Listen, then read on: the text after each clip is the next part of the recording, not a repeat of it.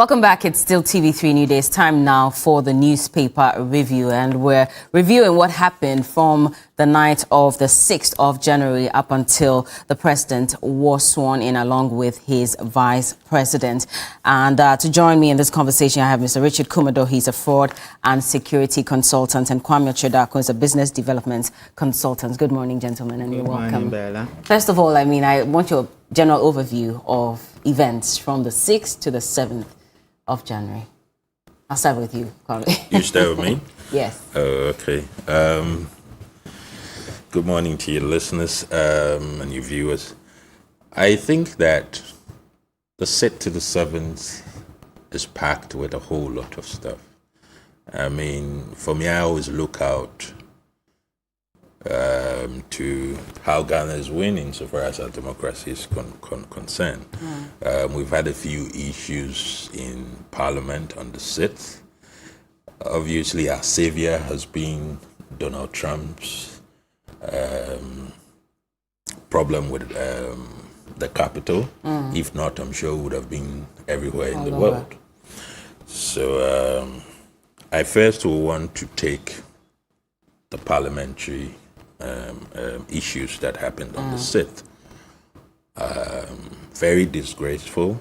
I thought that we had grown in democracy above some of these things.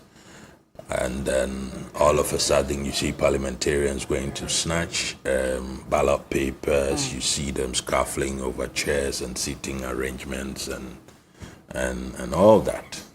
Now, one thing that is very important for me is the calling in of the military, because my focus is always on the systems, procedures, and processes of our democracy. I have lost hope in the political bit of it, so I'm concentrating on systems, procedures, and processes. I don't know who exactly called in the military, because I know that they are the parliamentary marshals. I know that they are permanent station police officers at the parliament. And so I don't know how anybody in his right sense will call in the military to come and intervene in a parliamentary scuffle. It's like killing the mosquito with a sledgehammer. You have so many things you can do before it gets to that level. Indeed, if you even look at the connoisseurs of democracy, which is the United States of America, during the George Floyd Black Lives Matter demonstrations and all that, Trump threatened to activate the 1807 Act of Insurrection, and that he was going to bring military on the streets to come and contain these demonstrators and all that. But you see, if you want to assess the quality of democracy, it's all about its depth of tolerance and how rule of law plays a role in the entire democratic space. The Secretary of Defense then, I think it's Mark Expa or one of them people, he publicly came and said that he doesn't support that. So it is, so to say, Ghana's Minister of Defense, if even as the president that wanted that to happen, Ghana's Minister of Defense comes out to say that, no, I don't support that, because we have so many other things that we can do before that. So we'll move on to the snatching of ballot papers. And that quickly trickles me into, I think somewhere on the 5th or on the 4th, an interview that Joe Wise granted on the issue of our citizens who lost their lives during the election time. And he emphatically said that they were criminals. And he said that when issues happen, we should not be too sympathetic. We should ask why. So I want to hear from Joe Wise. What's the guy called again? Carlos? Carlos. Is Carlos a criminal? And if he is, what are we going to do? What are the processes that he has to go through? and whatnot and whatnot. So that's another side of it. Then you come to the legal tactics that was played in the whole process of choosing the speaker. So we had court summons that was supposed to play a major role to help some other people to win. And then the other side did their own engineering to make sure that that doesn't happen. So it is worrying that our democracy is degenerating into, if you want, Machiavellian tactics and not the core democratical processes that we're supposed to follow to be able to grow in this democratic space. Yeah. But eventually, I think Alvin Barbin became the speaker, if I am right. Now, you cannot be too sure of what you see on TV. You always have to confirm. Well, he has been sworn in as well. Exactly. So he has been sworn in. So I congratulate him as our new speaker. And then another interesting thing was the Formina MP, who has now become the second deputy speaker. Yeah. There's a lot to learn from that guy. Absolutely. He's very interesting, or his case is very interesting. How you don't have to give up on anything you believe in. And we'll be taking a look at all these issues one after the other. But let me also get to Richard Kumador. Shortly, we'll play a video that shows the chronology of events from the 6th to the 7th in Parliament. But Richard, what about you? A general overview of the behavior of parliamentarians, the issues that crept up at a point up until the swearing in of the president? I think it's the usual politics of NDC NPP. From the State of the Nation address, the president set the tone. Some parliamentarians complain about militarization of what happened. My understanding is that it's only the clerk of parliament or the marshal who is in charge of parliamentary security who can invite people into the chamber. And the military will be seen as strangers. And so the action and the conduct of the military is mounted to a coup d'etat. And it's a treasonable offense. And I don't know whether my colleagues in the military uniform are aware of the implications of some of this conduct. And to the extent that if it is not the clerk or the marshal who invited them, that they entering into parliament, the chamber, not the first square of the parliament, but the chamber where the parliamentarians, that is their home, and they are having their own issues, is amounted to a coup d'etat, and it's treason. It's similar to what happened in Capitol Hill in the U.S., where they are asking for Donald Trump to be impeached. Yeah. So overall, it's the usual NDC, NPP manipulations and maneuvering and the political issues we've seen. It's disgraceful. We should not allow it, especially when somebody snatched a ballot plain thing. And Joe White said those guys in Techima are criminal. I wrote an article to say that the new Speaker of Parliament should institute investigation into the killings of the Techima guys, then into the killings of those who happened at Odoko, then the snatching of ballots inside Parliament House. Well, let's take a quick look at what exactly happened yesterday. This is just a reminder for those of you who may not be aware of how exactly things panned out in Parliament yesterday up until the dissolution of the 7th Parliament, right into the 8th Parliament as well. This is a story that Komla Kluche put together. It was close to midnight and the 8th Parliament of the 4th Republic was to elect a speaker.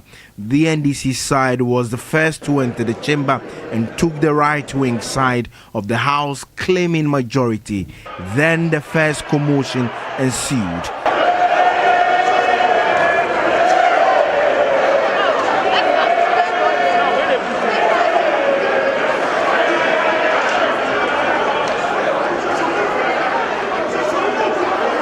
The Clerk of Parliament, Cyril Kwabena Obenisia, moved into the chamber and commenced proceedings asking for nominations for the Speaker.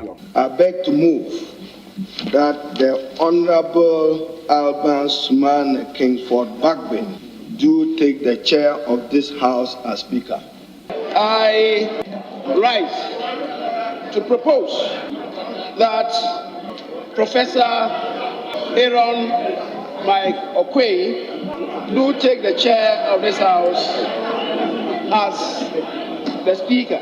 I am aware that the jurisdiction of a high court in this country has been invoked in respect of a constitutional provision under Article 94(1). Just after the MPP side sought to push for the Asin North MP's head, the clerk was in a tight position. He had no option than to place the document of the interlocutory injunction on the table as demanded by the NDC caucus. There was a deadlock and the commotion was heightened. The registrar is the Hamza. So you mean the registrar came to serve you? The choice of speaker nominations for the NDC side was Alban Sumana Bagbin, and the MPP side, Professor Mike Eronokwe, the speaker for the 7th Parliament. With what was supposed to be a secret ballot, the NDC pushed for its becoming strictly secret. Another confusion over one side showing the votes to their colleagues. The NDC will take none of it.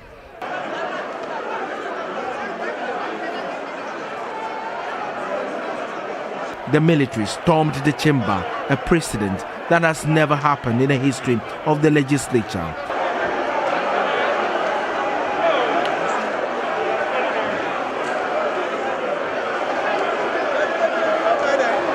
The NDC side resisted the military intervention.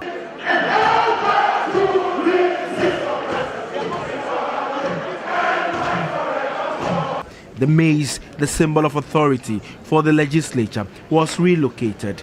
The clerk moved to safety. The NDC insisting the military withdraw. Finally, they did.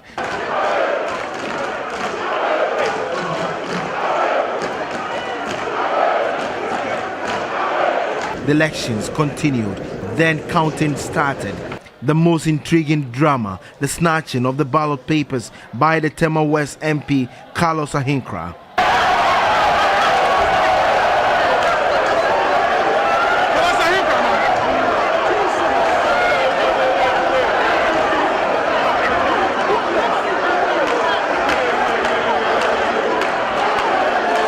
The House was thrown into a state of confusion. The leaders went back into conclave to determine the way forward. The clerk returned and announced long-standing MP for Nadoli Kaleo, Alban Sumana Bagbin. I have the honor to declare Honorable Alban Kingsford Sumana Bagbin as Speaker-elect. After accepting the speakership, Alban Bagbin supervised the election of the first and second deputy speakers. The 8th Parliament elected Bekwai MP Joel Sewuso as the first deputy speaker and the independent member of Parliament for the Fomena constituency as the second deputy speaker. After the swearing-in of the MPs elect, the speaker emphatically stressed the need to be fair and hold the constitution in high esteem. Myself to the will of this House and pledge to serve my dear country, to serve you, and to serve all Ghanaians faithfully to the best of my ability. Komla Klucha, TV3 News, Accra. Well, yes, so that was Komla Kluche with a breakdown of what happened in Parliament yesterday. We'll start off from 9 p.m., a few minutes after 9, when the minority then from the 7th Parliament, now the NDC caucus in Parliament, came into the chamber and occupied the right side of the Speaker. Ordinarily, that would be the majority side in Parliament. And, you know, I'm coming back to you. I'll start off with you, Richard. The fact that they came in earlier than expected and occupied the position. Now, the MPP caucus walks in, realizes that the seats that they had preserved for themselves, because they also confirmed that they had tagged the seats so they will know who sits where at a point. Those seats were taken by the MPP, so they decided to also go and sit on the minority side ordinarily. Was that, of course, the start of all the problems? I mean, if the NPP or the NDC had not decided to go and sit on that side, maybe we could have controlled what degenerated into a chaotic scene in Parliament yesterday. I think the leadership of Parliament have lost it a little bit. They started covering these parliamentary issues from 2000, where Abagbavin today, the Speaker of Parliament, and Osei Chebonso, they have closely managed issues behind closed doors. And I think they've relaxed a little bit and things degenerate into many of the things we are seeing. There has been these maneuverings to outweigh one another because of the issues we have in the election, where we have not seen clear majority. So there has been, we are winning, we are winning, we are winning. And going in early is one of the strategies of the NDC to ensure that their position has been confirmed. And you saw how it played out. Exactly. And that is where the issue came from.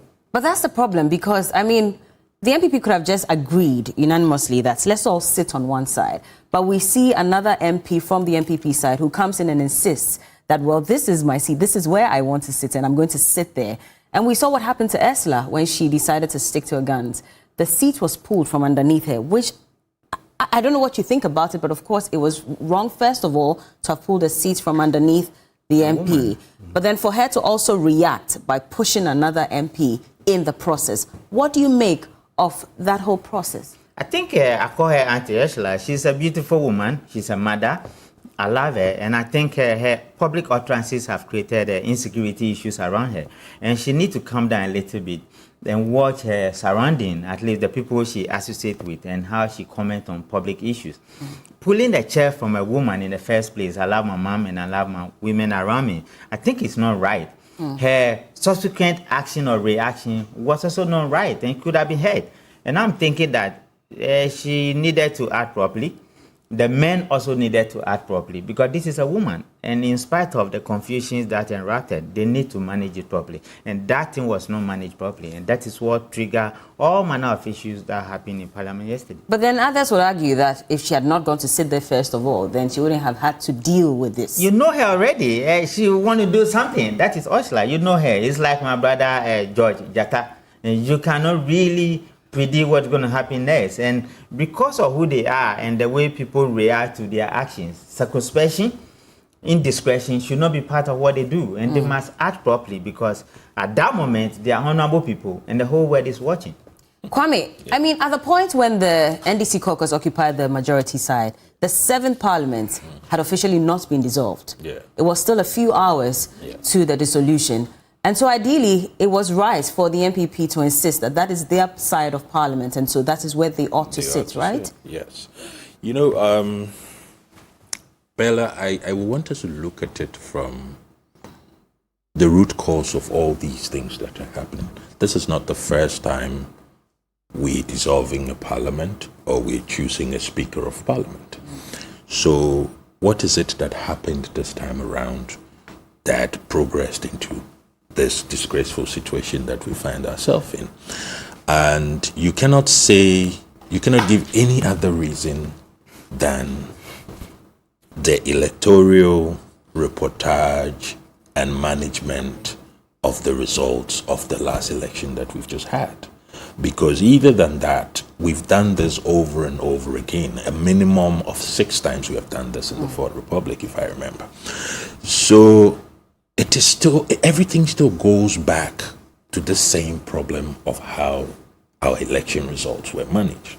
Okay, so that's a fact. We put that on the shelf. And then you want to look at the inside Parliament tactics that were played. Like you said, the Parliament wasn't dissolved yet, so MPP was still the majority, and they should have sat where they always sit, and then NDC can also sit on the other side. And of course, that wouldn't have changed what happened or who became the Speaker of Parliament, which was the main agenda in the House. It probably wouldn't have changed who the Deputy Speaker was and then the second Deputy Speaker was. So I find it interesting that moving sitting arrangement became so important that it had to degenerate into this kind of thing.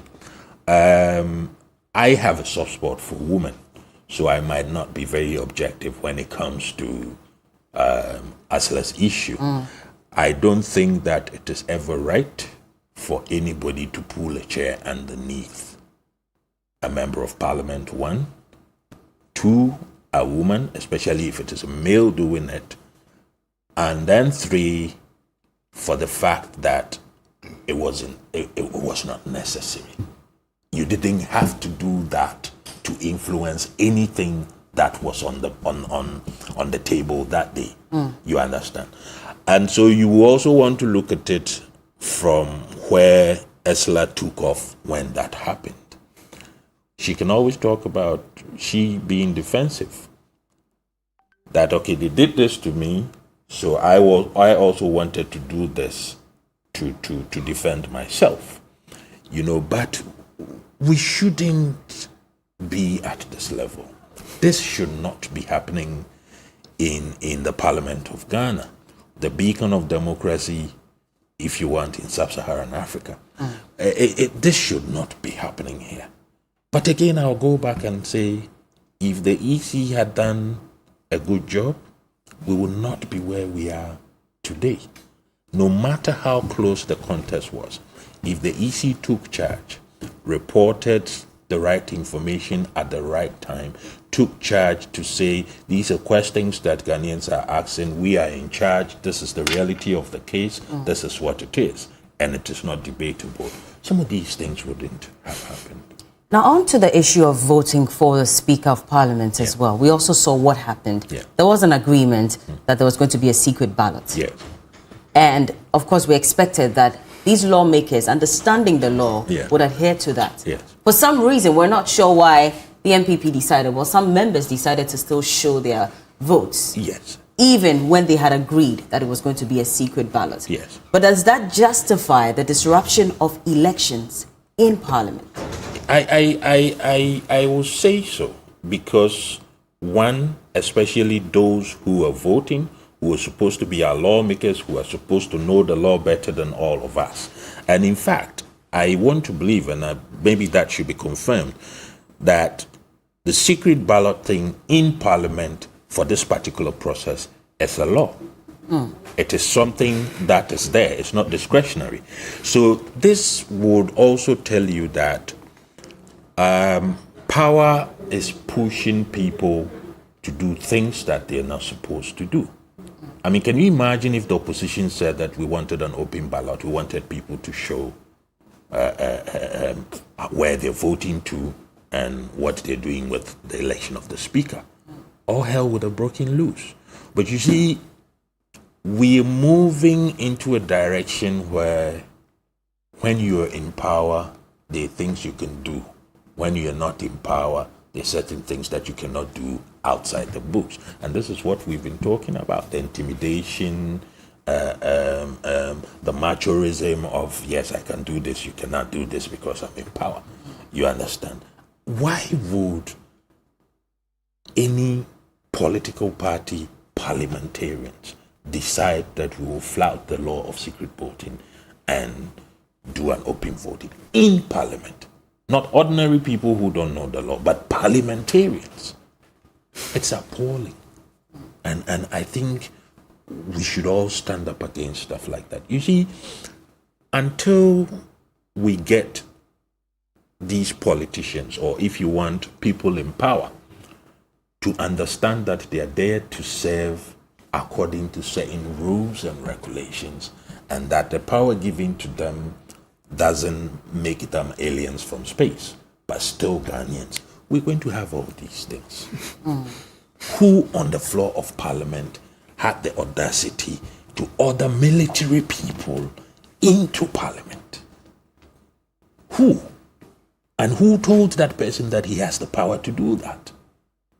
But you see, we also need to look at the ripples of all these things that are happening. Why is it that any military officer or any military person in the space of leadership would adhere to an instruction from a member of Parliament or a minister of defense to bring in military people in Parliament? It is a clear evidence of the fact that the institutions are not working on their own. There is no military general in his own sense or in his own setting who would say military men should walk into parliament. No military general would do that.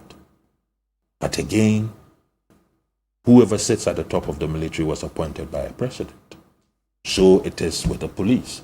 So it is with the immigration. So all these things are going to happen. But Dr. Norman, Dr. Ishmael Norman, he's also a security analyst and a senior one at such. And he says that the decision was the best at the time as it calmed down tempers in the House, because the situation could have been worse if the military had not been visible on the floor. And he also went on to say that the military's job is not only external security, but internal security. And this called for the security to come into Parliament to control the situation. 25 years in security intelligence, I disagree with him. I've consulted on this issue severally. We are talking of the standard procedures of Parliament. The four corners of Parliament is a security zone, I can agree. When Ernesto Yabua walked into Parliament the other day, you saw how he was featured. Now, when the guy snatched the ballot box, where was the military? Where was the parliamentary security? There's something I have been teaching called security positioning. They were wrongly positioned, even when the president walked in for the swearing-in. There were so many, we can't say it on air, but security position was a problem. Placement was a problem. And even when the military walked in, that's what infuriated the NDC guys, and they started singing the revolutionary song and we will resist the oppressors. Voting was going on, right? There were issues with the secret ballot. But it was when the military walked in. If my uncle Norman is watching, you should look at the video again. It was when the military walked in, how armed they were and how they walked in. That was what infuriated the issue. These are parliamentarians in their own house. And you have to be invited before you walk in. I think he's wrong on that one. And we can have a breakfast meeting and I'll prove to him why he was wrong. But the question then is, like you mentioned, who ordered the military into? We can look at who ordered the military. And I'm saying that our brothers and sisters in the military uniform are violating their own code of ethics and they are abusing the uniform. And I don't know whether they know the implications of the mess they are being used to cause. And then we are also not looking at it, assuming somebody planned. Already there was a news out there that there are going to be 6,000 people, there are going to be drones, there are going to be people in Mufti, and somebody planned to take on the president. When the military walked in, the Chief Justice was sitting in there. And somebody could have planned subversive activity and take on everybody and mess up the Constitution. We have to look at it and look at it carefully. To say that the military walked in to solve a problem, they did not solve any problem. What was the actual problem they solved when they walked in? Because it was about the secret voting. They walked in when people were showing their vote to some people. Then they create a mess. There was agitation. It was when they walk out, then voting came back again. And I think he's wrong on that one. It's a wrong something I expected a senior colleague to say. But whose job would it have been then to control the chaos inside the leadership of Parliament? It was the clerk of Parliament or the marshal of Parliament who is responsible for parliamentary security. And so within that perimeter and within that protocol, you have the head of security, who the whole building is under him, within the premises. We are talking of within the chamber of Parliament, not within the parliamentary house itself. And when you walk into Parliament, you will see the control measures. There are standard protocols you need to follow, and they are supposed to be in charge. Even if Secret Service, the BNI is coming or National Security is coming, you need to declare your intention, who you are, why you are here, and they speak the same language. But to see military men walking through from the other door, which is at the southern part of it, it's a coup d'etat and it's treason, and that's the way it has to be treated. Explain that further when you say it's a coup d'etat. I mean, what exactly does it mean? Because again, people are going to say that they restored calm some way, They somehow. did not. Yes, you have insisted, you but have explain this to coup be d'etat. invited. Parliament don't accept visitors. And if it is proven that it wasn't the clerk who invited them, it wasn't the marshal who invited them, then in law or by the standing orders of Parliament, they will be treated as visitors. And they are not just ordinary visitors, but they are military people who have no business being there. That is why when you look at it so clearly, it did not state military people, it stated parliamentary security. And they have a standing police officers, and they have people within that perimeter from different backgrounds. But to see people in military uniform invading Parliament in the manner and the stature they did, it's a matter to coup d'etat and it's an overthrow, and we need to look at it. The Speaker of Parliament must institute an investigation into it, among the many things we are calling for justice, and that issue needs to, because today They might be justifying it, but tomorrow it could create a problem because people are going to rationalize that behavior and master courage to be able to do something on top of our constitution, and it should not be allowed. And that's how we should relook at the situation exactly in Parliament as well, because even to the extent that we had parliamentarians who should know the law kicking ballot boxes in Parliament, snatching ballot papers in Parliament as well, what signal does it send? Well, Parliament may have its own rules by which it is governed, but at the same time, we have regular Ghanaians who are watching and looking on and saying that if it was wrong for a regular Ghanaian to snatch a ballot box and be charged for it, sent to jail for 3 months, banned from registering and also voting for 5 years, he's supposed to pay some amount of money. If he has been charged in that manner, then what happens to the man who is in Parliament, who helps with legislature and yet is breaking the same law that he helped to make? Typically, before Kwame came in, you see, Bella, people are now waking up to realize some of these things that happen in Parliament because now there are cameras there and the public are seeing. But when you look at parliamentary proceedings all over the world, there are issues. And in some cases, they fight, they break chairs. People come with all manner of weapons and all manner of things. They have a way of dealing with their own issues. At the end of the day, what we saw yesterday, it wasn't the military that restored calm. No. It wasn't the police that restored calm. It wasn't any of those people that restored calm. It was the leadership of the House. And you saw Bagbe with Oseche Bosomensa and Harry Naidrusu in that picture that went viral. They were the ones that restored calm. They know what to do, what not to do. Where there are excesses, we can address it, but we must stop sending military men into the chamber of Parliament. It is wrong.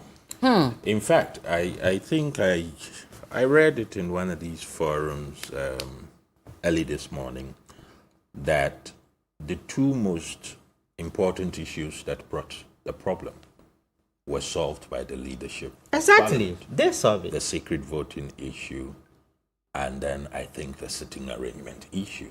So at some point, I'm told the leadership had to go into an inner chamber, talk, jaw, and come back and say, this is the decision we've taken. So it is something that could have been managed by the parliamentarians themselves through their leadership and the marshals and the posted security at the place. And for me, the military had no business being there. Now, the thing that is important to me is we playing the typical Ghanaian here. Speaker has been elected. We have a deputy. We have a second deputy.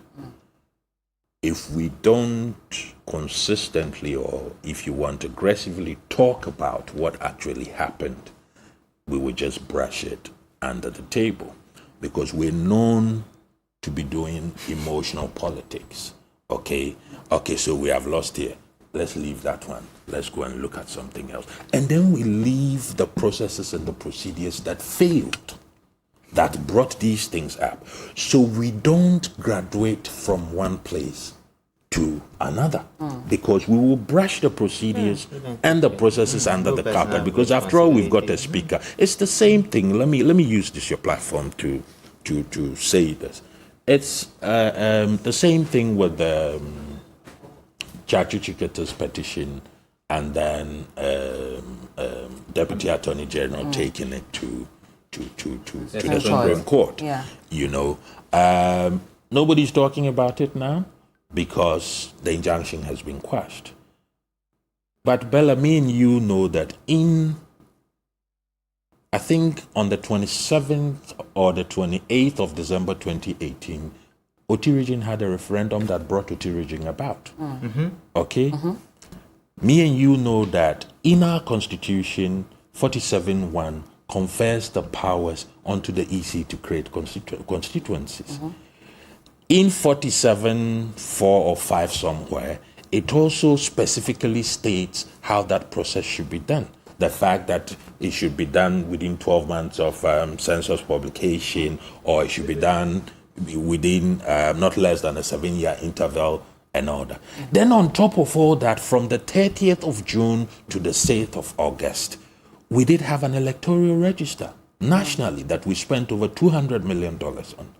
So there were so many things that prompted the issue of the guans. But nobody did anything about it. So just because we've gone to Supreme Court and we've quashed an injunction, everything else will be... No, they might not be Ghanaians enough. You understand? Everything, if it has happened in a typical Akan, I don't like doing it, but if it has happened in Ashanti region, we would have done it. When we complained that white people came here and divided us, we are Africans, and created all these borders that is creating problems for Africa, we complained bitterly. Then we came and say we are dividing Ghana into many more regions. When we have 10 regions, and we complained that white divided us. When they were dividing the region, did you see them touching the eastern region? No. Did you see them touching the Ashanti region? Do you know where the capital of eastern region is? Koforidua. Check the distance between Koforidua and Nkoko. And what was the basis? And they did all that. So because they are not Ghanaians enough, because Guans are not Ghanaians enough, nobody talks about that. I don't think that we should say they're not Ghanaians enough in this case. We shouldn't say that, but that's how it looks like. And you know what, Kwame? It was the leadership of the parliament. That meeting they had was what came about the names that should be featured for first deputy speaker and the second deputy speaker. So it was that same meeting to control the house and to bring calm and bring peace. Then they came on consensus, and it was Mutaka who nominated the Fomena MP. Yes. It was part of the concourse of the parliament, that particular meeting they had, which brought calmness, which brought consensus, and which gave them the direction as to what to do. Yes. So it was the parliament leadership who must take leadership and not the military. I think the media should help and do a very serious job as to how we don't brush away problems with processes and procedures under the carpet. Ghanaians must graduate from doing emotional politics. Ghanaians must start interrogating issues properly. Why did this happen? What can we do so it doesn't happen again? Because for me, that's always my position. All these crazy things that have happened, all these disgraceful stuff, I look at it, yes, they're disgraceful, but my first point of call is how do we take advantage of this disgraceful situation and better our processes and procedures? We should not, yes, we have a speaker, but let's look at the issue and better our processes and procedures. And that is what, if you want, bad leadership have taken advantage of. Oh, Ghana, give us 2 weeks, they'll forget. You don't worry. Let's keep quiet. It will die by itself. Until we start making sure that we're getting results and we're taking advantage of situations that happen. Because you see, we have enough evidence to say that leadership hasn't sent us where we want to be. So what is our next option? We have seen presidents, Akufo-Addo is there, Kufuor has come, the Mills, J. John Rawlings, everybody has come.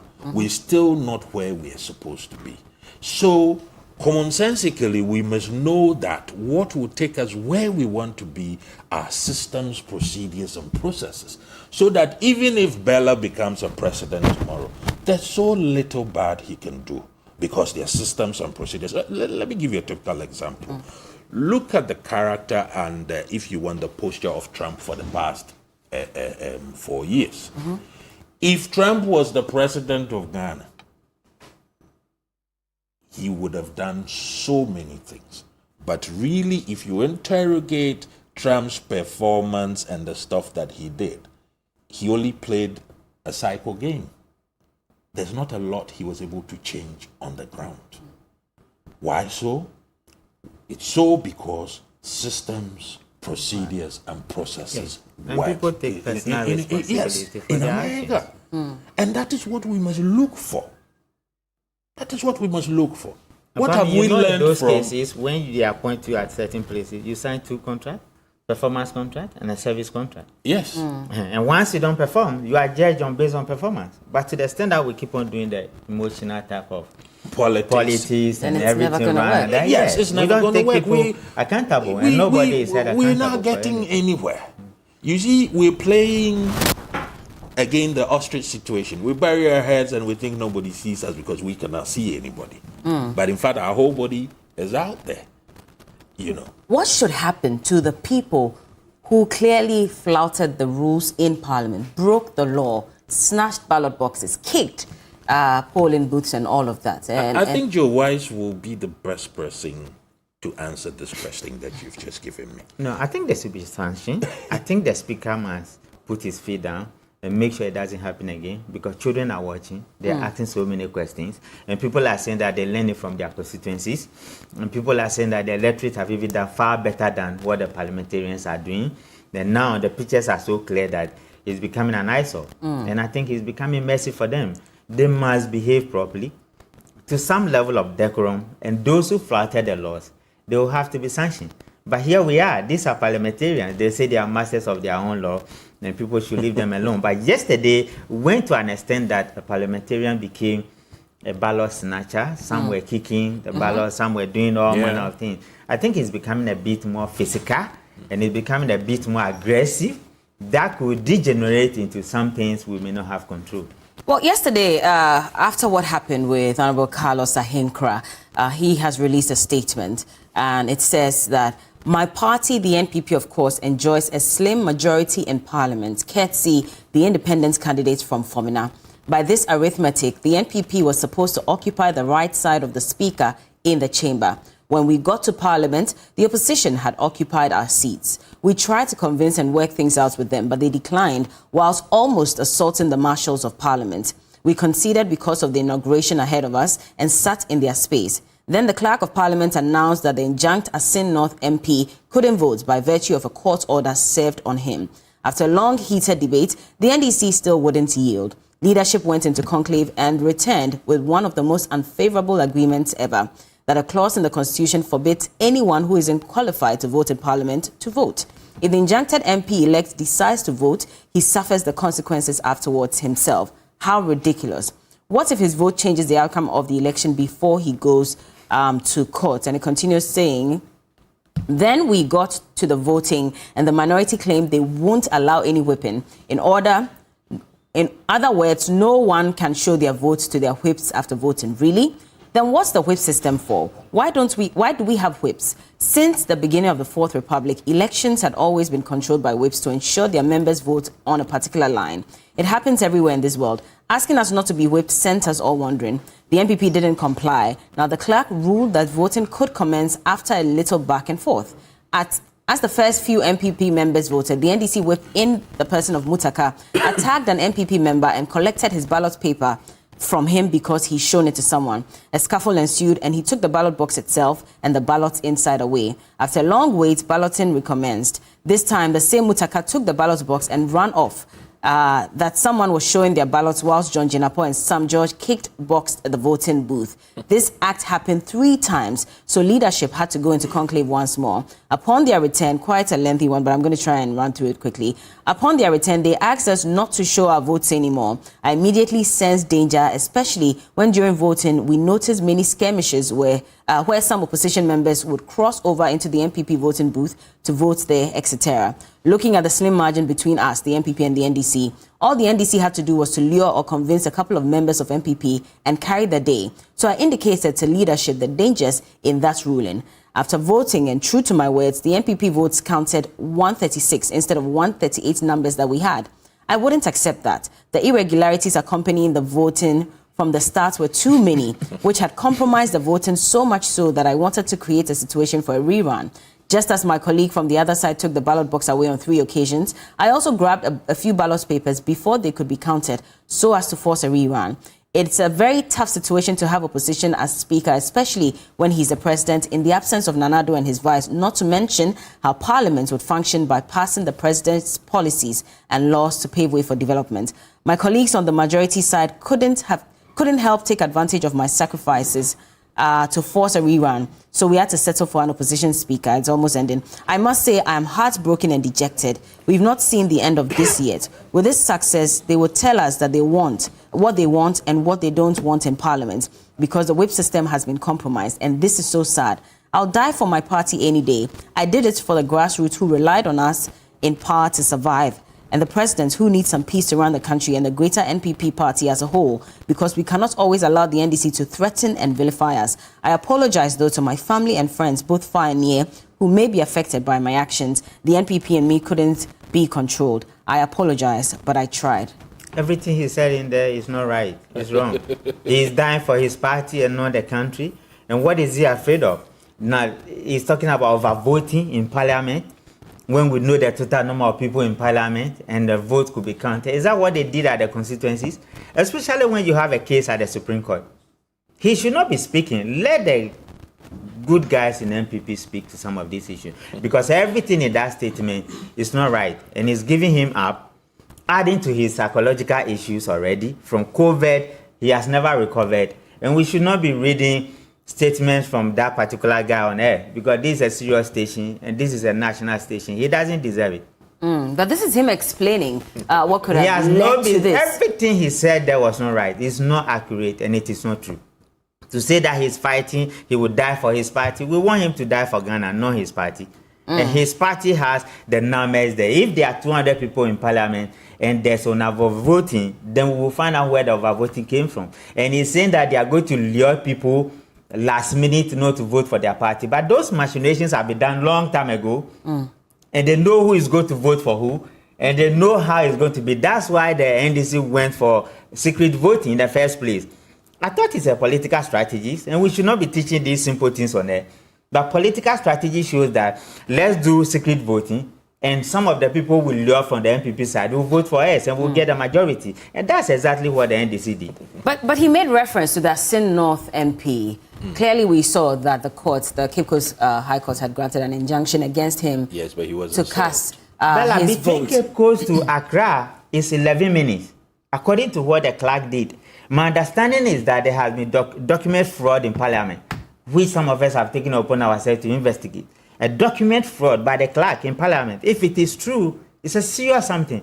And I didn't want to talk about it on air, but that is what we are saying. When you look at the time the clerk said he has been served, from what happened in Cape Coast to it's 11 minutes. No Jobo jet, no drone flies, 11 minutes from Cape Coast to, so he should stop that argument. I think he's bringing out too many things. People are going to interrogate the issues and find out exactly the fraud. I'll let you hold on for now, please. Let's just read some messages quickly. Johnny has just joined us. Thank you. I saw you discussing the security issues, and this is a document that parliaments have had when the president was to read the State of the Nation address. So it tells us the officers in parliament.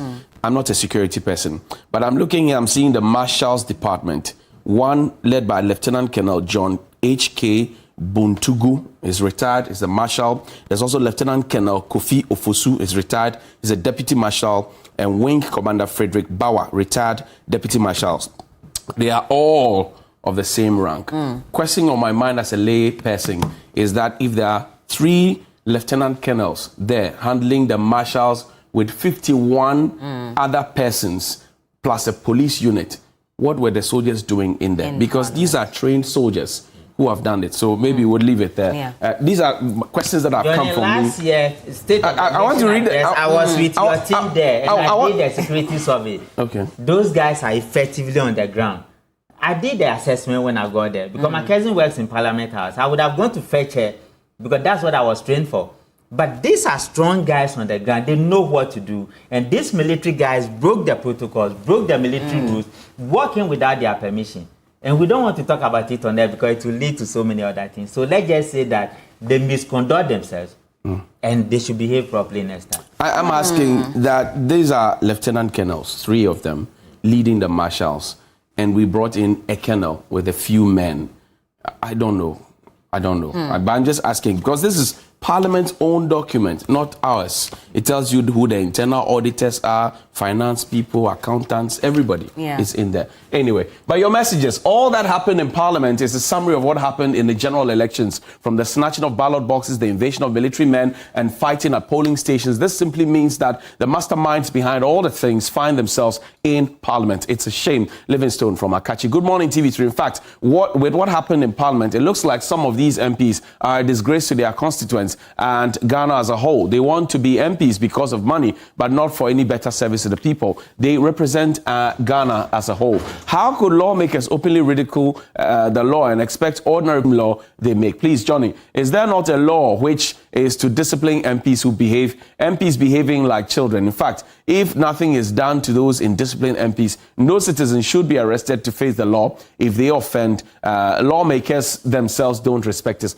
We are waiting to hear what the law would do to those who snatched the ballots. Reverend Jonathan from New Botiano in Accra. Good morning, TV3. Assuming I was the ballot snatcher, like by now, attend funeral. Ghana is getting more interesting as days go by. Ewuntoma from Tuna in Savannah region. The Ghanaian MPs have left their Ghana in the House and taken the NPP and NDC minds to Parliament to fight instead of coming together to move Ghana forward. This is very, very disgraceful. Asha Raymond in Tadi. Good morning, TV3. Bella, if Carlos is not jailed, then the saying "no one is above the law" is fake in our country, and we the citizens will advise ourselves. Daniel Aiku. Yes, indeed, a lawmaker can't be a lawbreaker. What happened yesterday was sad day. It showed that they think they own the nation. Sadly and unfortunately, these people are going to make laws that might put some of us in jail for years if we broke them. And aren't they the role models for our kids? Oh Lord, Ghana has her work cut out of her. Kweku Edu Jemfi, Aswom, Kwabi Brem District. Good morning, Bella, and my lovely gentleman, Bella. Now, God has exposed Carlos Ahenkra, an MPP, of thievery and brought soldiers into the chamber. We are waiting to see the outcome of these ones too. We all know, as always been saying by the President Anado, this one too shall pass. Abu Spain in Medina. Good morning, TV3. Ghana law should do something serious to Carlos. If not, young people will enter into that act. Ebenezer from Zebila. Good morning, Bella. The actions of some of the MPs is unfortunate. Let's not be selective, though. We saw some MPs elect attacking marshals, kicking ballot boxes, and voting booths. Let's not concentrate only on Carlos Ahenkra. Hassan from Tamale. In fact, Bella, I was proud of my MP, the Honorable John Jinapo, and his colleagues. This is the only language that the MPP understands. I'm not sure you want to go that line. In George Orwell's book titled The Animal Farm, 1984, there was a proclamation by the pigs that all animals are equal, but some are more equal than others. That's exactly what's happening in Ghana. If an MP takes an ex-crasher, that's 10 times that of a teacher who taught him. What do you expect? What happened in Parliament House yesterday shows they are not serving us. The conduct of the parliamentarians during the dissolution of the 7th Parliament was below average, and this does not give room for a long-standing democracy, and those misconducted MPs, the MPs that misconducted themselves, should be dealt with accordingly. These misconducts or conducts were not expected at all. In fact, our democracy seems to be bleeding. Sefigo, Sefi Esam. Good morning, TV3. I won't be surprised that Carlos Ahenkra never won the election at his constituency, but he stole. This is a strong allegation. Osman Buruki's son in Tamale go to court. AU Farouk, Tamale North, says, good morning. In fact, our democracy is coming to an end. The military invasion and the stashing of ballot boxes by the MPP members of Parliament, Carlos Ahenkra, is totally unrealistic and unparliamentary. Good morning, TV3, Buzia from Navrongo Upper East. The NDC and MPP should have to avoid donkeys play and do a unity concrete work. They should not be thinking that Parliament is a place to go and fight. Good morning, TV3. In fact, what happened yesterday in Parliament was so embarrassing. Military men in the main floor, the chamber of the House, Ghana's Parliament in the Fourth Republic. Oh my God. Richard should kindly explain to us, is there any punishment for Honorable Carlos Ahenkra for snatching ballot papers in Parliament because a person who was ignorant about the law in Senate West snatched a ballot box and was jailed 3 months with a fine and can't vote in Ghana for 5 years from Abdallah Kwame Danso in Senate West. I thought Carlos would have learned his lessons from the COVID-19 scandal, but where at all is he taking the ballot papers to Ghana politicians? So some fathers be. Emmanuel from Navungo. I think that the title honorable should be withdrawn from all the members of the 8th Parliament. Their conduct yesterday is one that soiled the title and that they are undeserving of such. The most dangerous of all happenings yesterday was the invasion of the military in the Chamber of Parliament. I was shocked and scared, yes, that the aftermath of military saw some semblance of peace. However, the parliamentary security and the clerk should be blamed for the security breaches from Rexford in Tamale. And I say that right after the military invasion was when Carlos tried to snatch the thing. So what was the effect? What was exactly? Again, maybe I'm being inquisitive, but the concept of absolute privilege as given to the parliamentarians, that whatever happens on the floor of Parliament cannot be taken out. Should we leave this to the courts, the police, or should the Parliamentary Privileges Committee handle it? Thank you so much, Good Johnny. morning. Thank you. And just quick one. Sir Roberts also says that we simply need justice. If we don't get justice on issues or things that happen, there'll be no peace. If justice is played on the lines of who is in power basis and not being independent, these bad acts will continue. People will now become aggressive and fight for themselves. And Henry from Kufuria, final message. Good morning, Bella. Please, let's note that the MP for Asin North was not served by court bailiff, which will restrain him from acting in that manner. The law states that if you're not duly served, then you can't be held responsible for further actions. Let's also note that the Clerk of Parliament also lied that he was served by the court bailiff, which turned out to be true. Let's stand for truth and justice. Kwame, I was bringing you in earlier concerning the comments or the statement by Carlos Ahinkra and with regards to the Asin North MP and the injunction from the Cape Coast North High Court, Cape Coast High Court. Carlos's speech that he wrote is a typical adventure to find sympathy with the very people he has wronged, and then put a twist on it to say that he was willing to die for his party. If you love your party so much, you exhibit that by doing the right thing.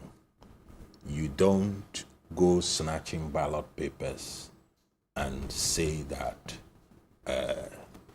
I would die for my party. That's very, very silly.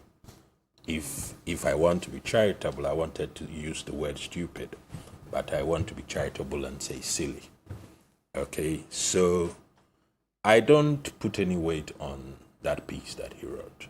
He's just trying to buy sympathy, and I believe that he knows what will happen to him in the party, and so he's also rallying the grassroots behind him and making it look as if he owed he owed this move to the grassroots of MPP. That's a total lie.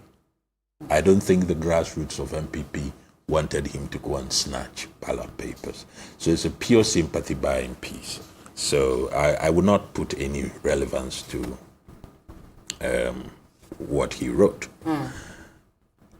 And then the next thing was the Asin North MP and the fact yes, that the Asin North MP issue. Granted. Yes, it's very funny. If it is true that the Clerk of Parliament lied that he had been served, and I stand to be corrected, I don't even think that the Clerk of Parliament can be served by the court.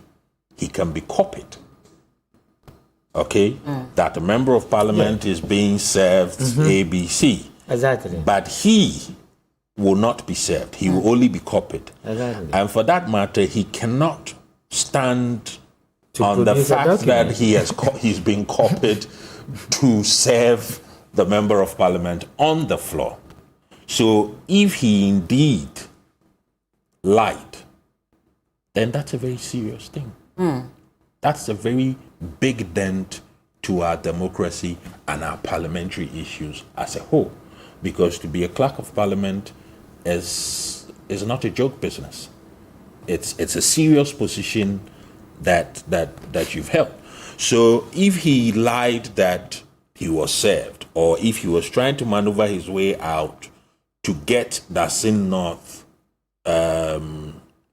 member of parliament elect out of the chamber, then it's a very serious issue, and we must look at what the law says about that. Definitely. Yes. And if we have the chance, we'll speak to a legal expert and see what really it means, especially also for the Asin North MP in this case, and the fact that he's been told that he will face the full rigors of the law eventually when a decision is made.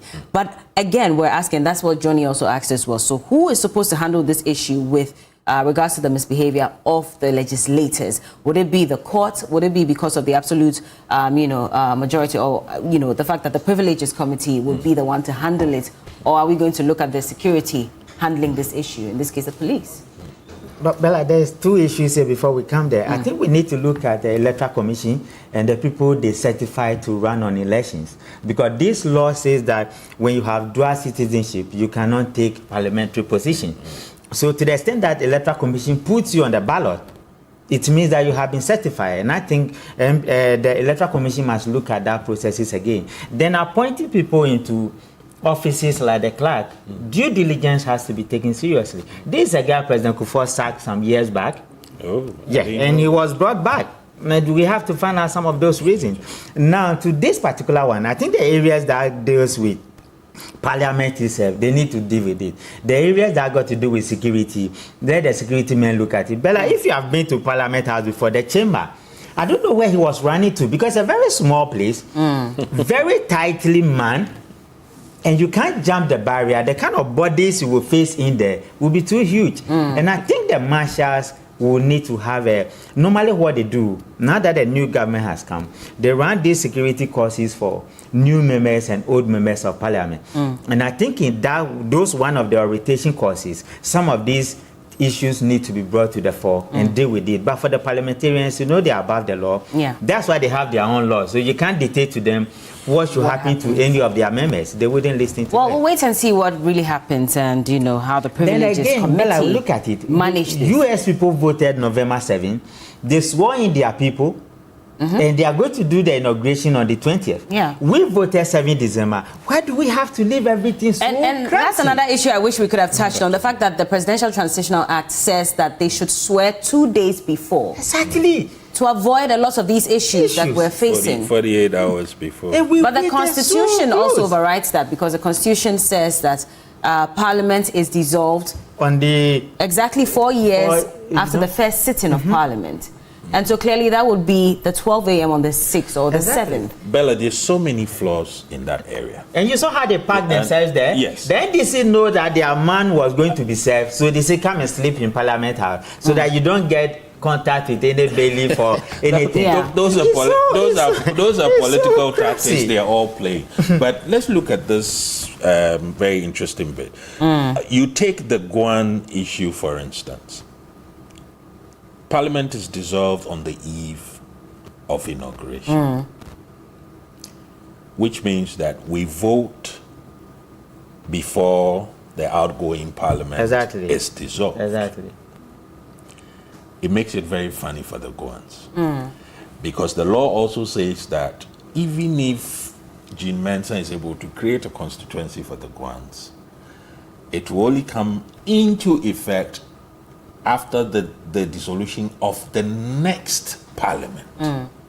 So it takes them, it disenfranchises them even more. So that whole arrangement of when we swear parliamentarians in, when inauguration is done, all those things have to be looked at and see whether it's practical on the ground. Because as we speak, in Kenya, for instance, if you do have a petition about the elections, they hold on to the inauguration.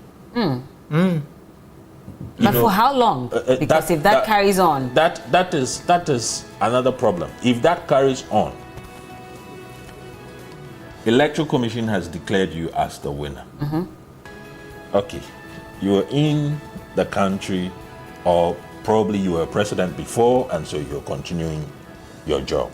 But you see, that thing where go to court, it's all because whether you go to court or not, there's still going to be a swearing in. There's still going to be a swearing in. So everything is after I'm president, everything else is nothing. Anyway, our time is up. A quick message coming in, and it says, good morning and Happy New Year. The gentleman made serious ethnocentric comments about Guans not being Ghanaians enough and creating the wrong and dangerous impression about the creation of new regions. And this is from Honorable Dan Botre. He's the former Minister for Regional Reorganization and Development. Uncle, you have become too political now. When you were neutral, we all love you. You were speaking to the issues. You and Fred Owari and Mark Menu, you were speaking to the issues, and we're all loving you. Now you have become too political, and we don't have anybody in the center.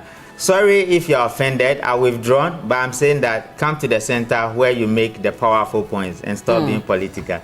Thank you so much. Richard Kumado is a fraud and security consultant, and Kwame Ochodako is a business development consultants. Now, we want to engage you even more as we move along, because very soon we're going to witness the appointment of ministers under the new government. And so we're asking you a very simple question. Do we need 123 ministers? A lot of Ghanaians have said that it's time to cut down on the number of ministers appointed. And so do we need 123 of them or not? And later we'll bring you that exclusive we had with the current Speaker of Parliament, Right Honourable Alban Sumana Kingsford Bagbin. This was an interview that we had prior to the December 7 election sometime in October. We'll bring it back just for those of you who missed. But thank you so much, gentlemen, but Bella, for joining us. We didn't talk about the inauguration. I know, unfortunately, yeah, the time did not allow. Hopefully next week we'll get to speak on it. But thank you so much for joining us. This is still TV3 New Day. Sports is coming up shortly. Keep watching.